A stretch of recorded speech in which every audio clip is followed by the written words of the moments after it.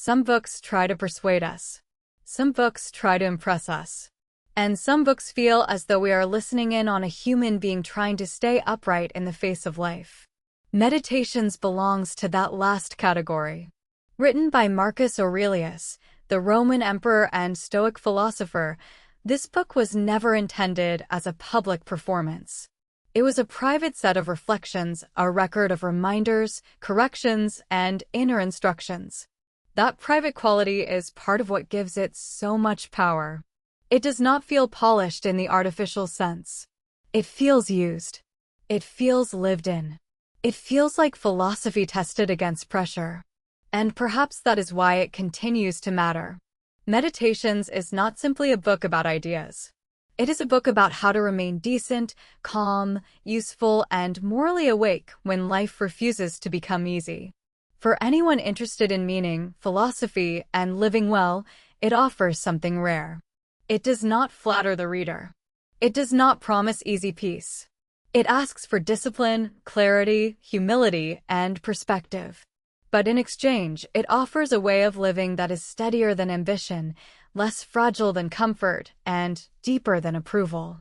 In this summary, we will walk through the main ideas that make meditation so enduring: the discipline of perception, the distinction between what we control and what we do not, the role of duty, the usefulness of remembering death, the challenge of dealing with other people, and the Stoic vision of a good life. More than anything, we will explore why Marcus Aurelius still feels so relevant. Because beneath the ancient setting, the questions are still our questions. How do we keep our balance? How do we suffer without becoming bitter? How do we live meaningfully in a world we cannot control? And how do we become less ruled by fear, ego, and distraction? Marcus Aurelius was not a philosopher sheltered from responsibility.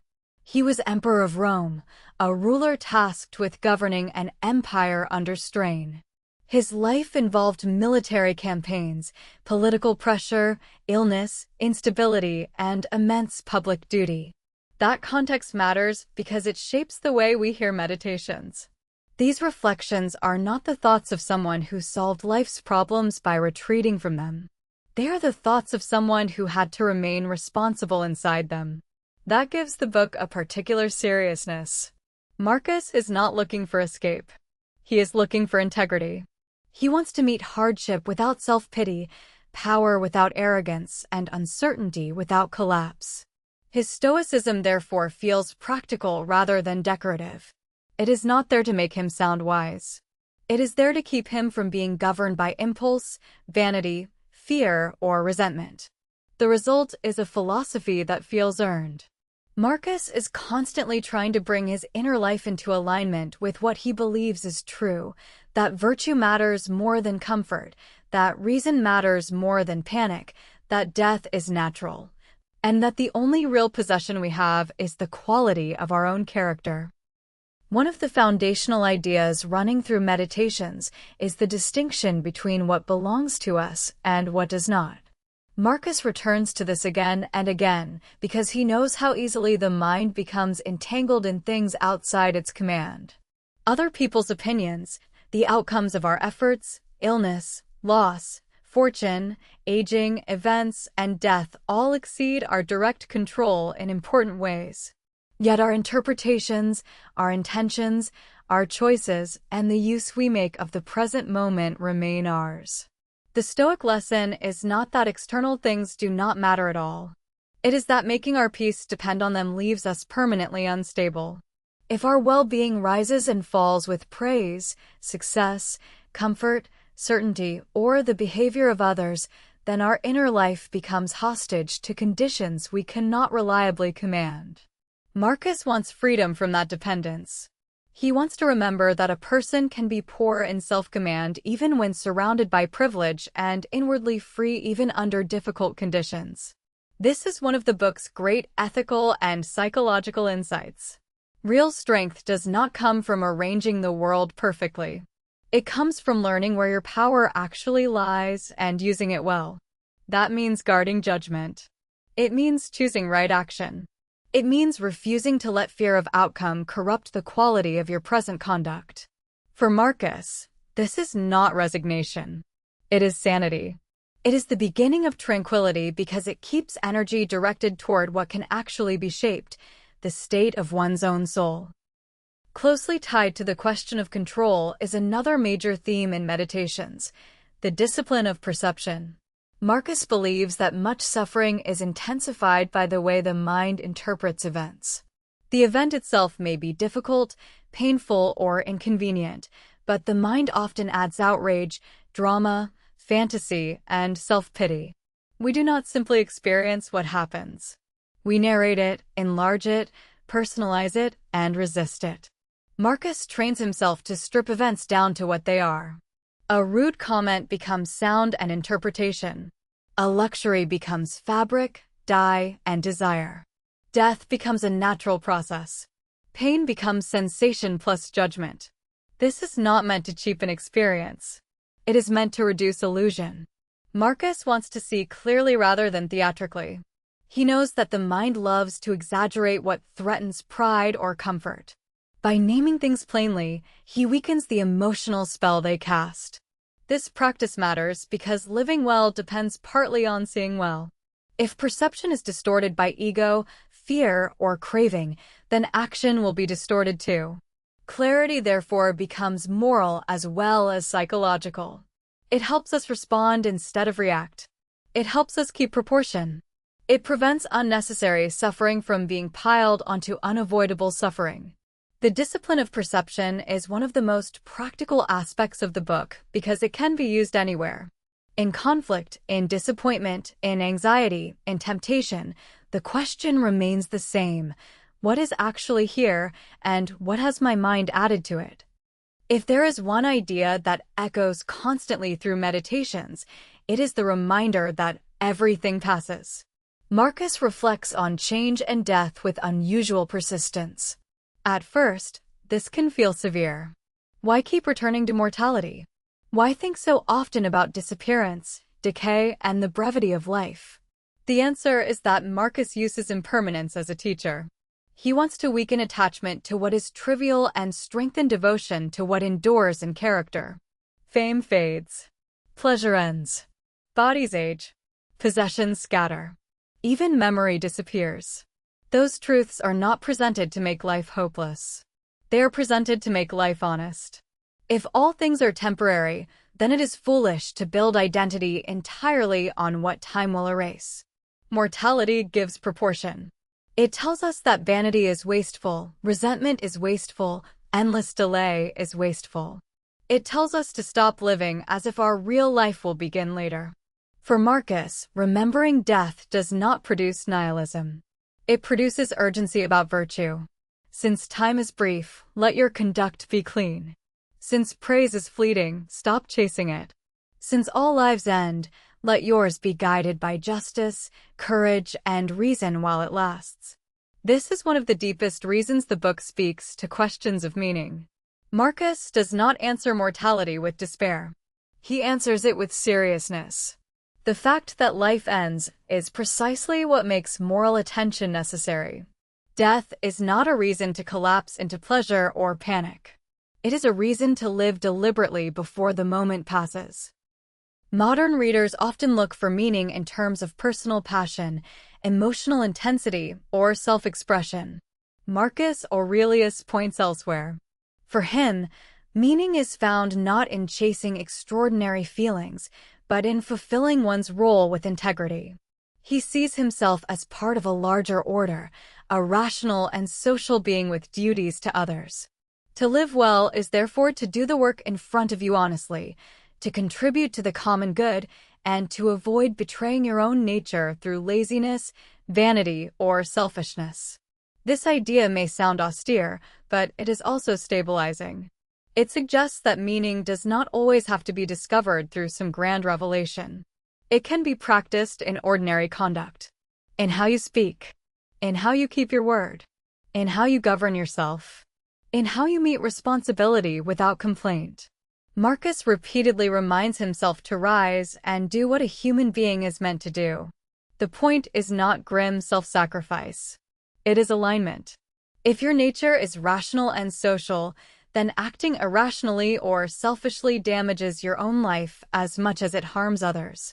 Duty, in this sense, is not the enemy of fulfillment. It is one of its foundations. The person who lives only for comfort becomes weak. The person who lives for applause becomes unstable. But the person who tries to do what is right becomes internally coherent. And for Marcus, coherence is one of the deepest forms of peace. Another major struggle that appears throughout Meditations is the struggle against ego. Marcus knows how easily the self wants to become central. It wants praise. It wants recognition. It wants to feel superior. It wants to be offended, admired, reassured, and confirmed. Stoicism treats these cravings with suspicion because they make the soul dependent on unstable things. If we need constant affirmation, we become manipulable. If we define ourselves by public image, we become shallow. If we think too highly of our own importance, we lose perspective. Marcus counters this with scale and humility. He reminds himself how small any individual life is when placed against time, nature, and the countless generations before and after us. He reflects on how quickly fame vanishes and how little the judgments of others finally amount to. This is not self-hatred. It is liberation from self-absorption. By seeing himself as a brief part of a larger order, Marcus can stop demanding that life revolve around his emotions and preferences. This also softens pride. Even power, for him, does not justify arrogance. You are still mortal, still dependent, still obligated to act justly, still vulnerable to illusion. The result is a kind of ethical modesty. Live well, Marcus suggests, but do not imagine yourself the center of the universe while doing so. Meditations is often thought of as a book about inner life, but it is also deeply concerned with human relationships. Marcus begins from a sober recognition. People will be difficult. They will be selfish, ignorant, arrogant, dishonest, jealous, and ungrateful. He does not seem surprised by this. Instead, he treats it as one of the facts of life that must be met wisely. The Stoic response is not naive optimism, nor is it bitter contempt. It is patience anchored in perspective. Marcus tells himself that people act badly because they are mistaken about good and evil. Their ignorance does not make their actions harmless, but it does make hatred less useful. Why be shocked that imperfect beings behave imperfectly? Better to preserve your own character than to let someone else's vice drag you into anger, cruelty, or revenge. At the same time, Marcus insists that human beings are made for cooperation. We belong to one another. That means living well includes justice, fairness, and tolerance. The challenge is to remember both truths at once. People can be difficult, and they are still fellow human beings. This dual awareness creates a mature ethic. It does not sentimentalize humanity, but neither does it dehumanize others. Marcus asks for firmness without hatred, clarity without contempt, and self-respect without isolation. These are hard virtues, which is exactly why he keeps reminding himself of them. Marcus Aurelius does not pretend that pain, loss, or hardship are easy. But he does believe that we often worsen suffering through resistance, storytelling, and performance. One of the most striking qualities in Meditations is its resistance to theatrics. Marcus wants to suffer cleanly. If there is pain, let there be pain, but do not add the vanity of making it larger than it is. If there is grief, let there be grief, but do not convert it into self-indulgence. If there is hardship, meet it with steadiness rather than with endless complaint. This sounds stern, but behind it is a profound respect for human dignity. Marcus believes that the mind can retain order even in adversity. Not because adversity is pleasant, but because collapsing into spectacle gives hardship more power than it deserves. He wants courage, not numbness. He wants endurance, not denial. He wants a person to remain morally intact under pressure. This distinction matters. Stoicism is often misunderstood as emotional suppression. Meditations offers something subtler. It is an effort to stop unnecessary mental agitation from colonizing the whole self. The body may hurt. Circumstances may wound. But the deeper self can still choose honesty, composure, and right action. That possibility is the core of Stoic resilience. Marcus repeatedly urges himself to live in accordance with nature. For a modern listener, that phrase can sound vague, but in Stoic thought it has a clear moral meaning. Nature is not merely forests, weather, or biology. It is the rational order of existence and the reality of how things unfold. To live according to nature is to accept that change is natural, death is natural, limitation is natural, and that human beings flourish when they live rationally, socially, and virtuously. Much misery comes from rebellion against the structure of reality itself. We want permanence where there is change. We want control where there is uncertainty. We want exemption from loss, aging, and imperfection. Marcus keeps pulling himself back toward acceptance. Not passive surrender, but willing alignment. If this is the nature of things, then meet it well. If change is inevitable, then stop acting scandalized by change. If death is part of life, then stop pretending life has been betrayed by death.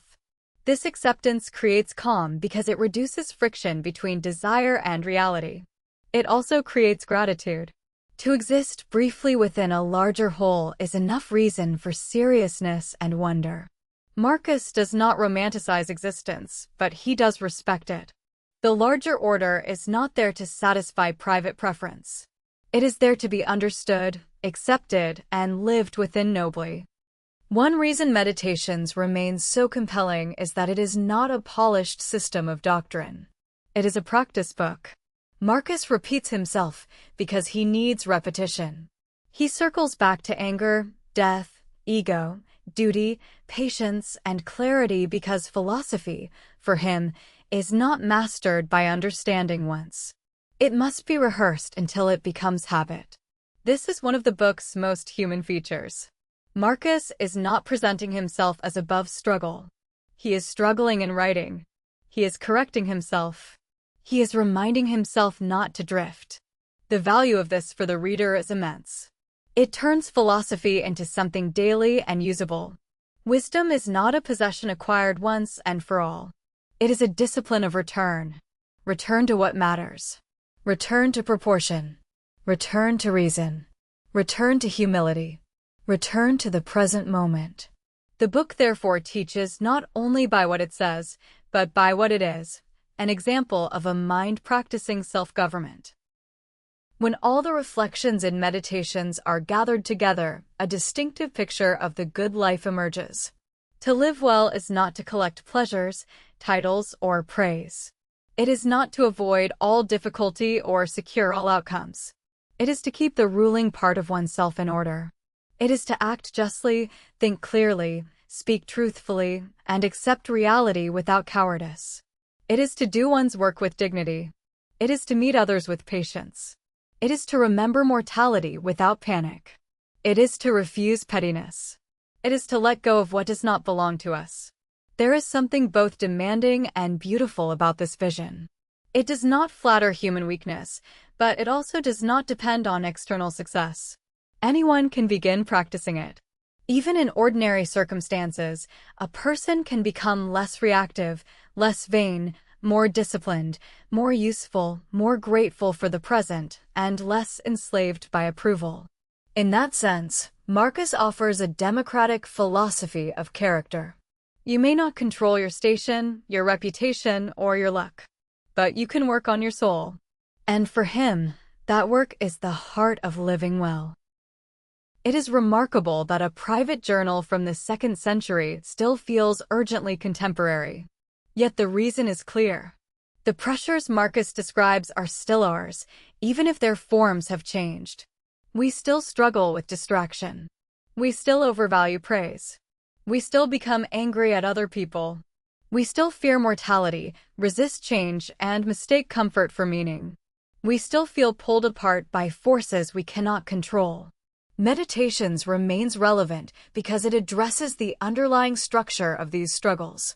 It offers not quick relief, but durable orientation. In an age of noise, it offers clarity. In an age of self-display, it offers humility. In an age of anxiety, it offers proportion. And in an age that often treats philosophy as abstract, it reminds us that philosophy can be a survival tool, a moral compass, and a way of keeping dignity intact. Meditations does not end with a dramatic answer to the mystery of life. It leaves us with something more useful, a way of carrying ourselves through life. Marcus Aurelius asks us to remember that peace comes from inner order, that suffering can be met without surrendering our character, that meaning grows through right action, and that mortality should sharpen our seriousness rather than darken our spirit. His message is not easy, but it is clarifying. Control what you can. Accept what you cannot. Be just. Be humble. Be awake. Waste less time. Let go of vanity. Meet the present as it is. In a world that constantly pulls attention outward, Meditations turns us back toward the one domain where freedom is still possible, the disciplined use of our own mind. That is why the book endures. It is not merely an ancient artifact. It is a quiet manual for living with steadiness, dignity, and philosophical depth.